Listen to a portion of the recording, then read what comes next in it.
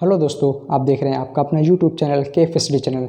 दोस्तों, आज का जो मेरा वीडियो है वो है साइंस यानी विज्ञान विषय पर आधारित है।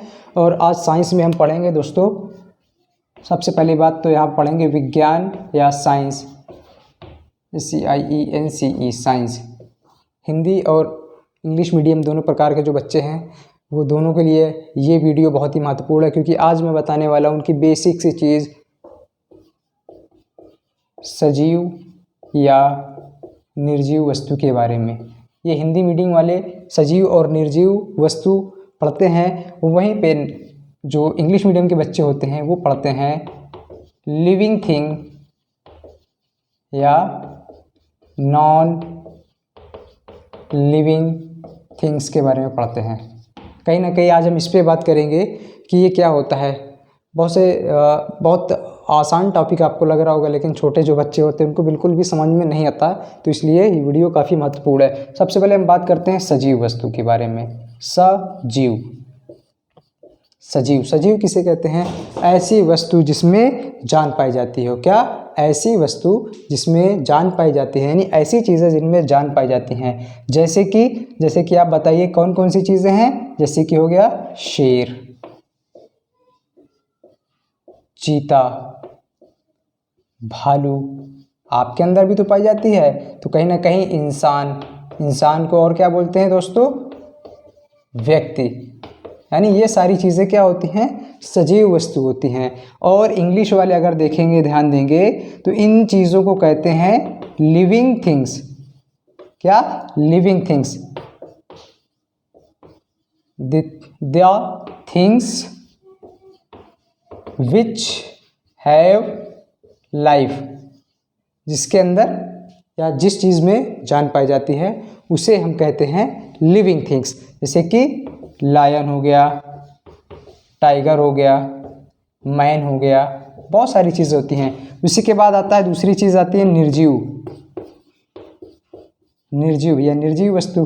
तो ऐसी चीज़ें जिसमें जान नहीं पाई जाती उसे हम क्या कहते हैं? उसे हम कहते हैं निर्जीव वस्तु। जैसे कि पेन हो गया,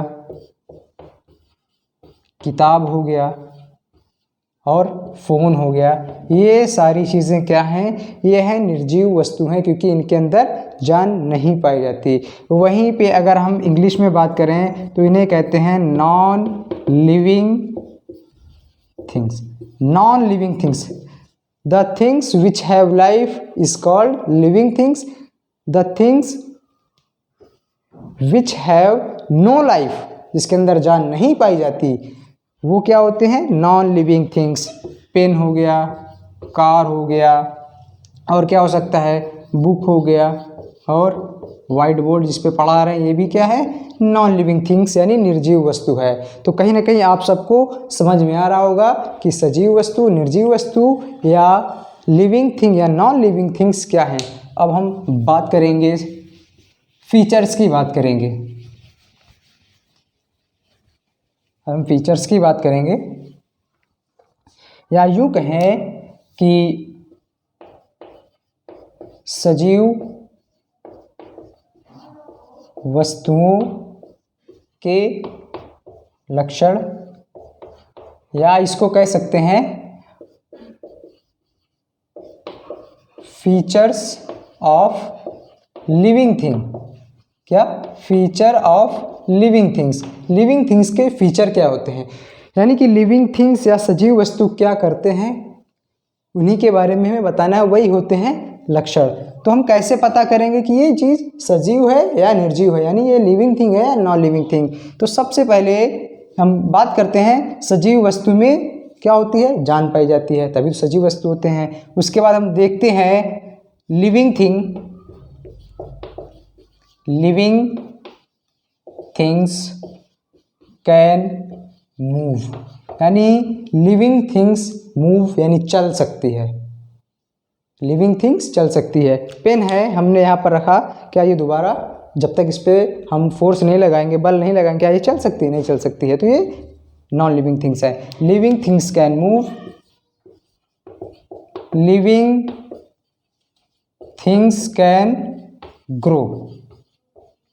ग्रो यानी लिविंग थिंग्स ग्रो करती है, बढ़ती है।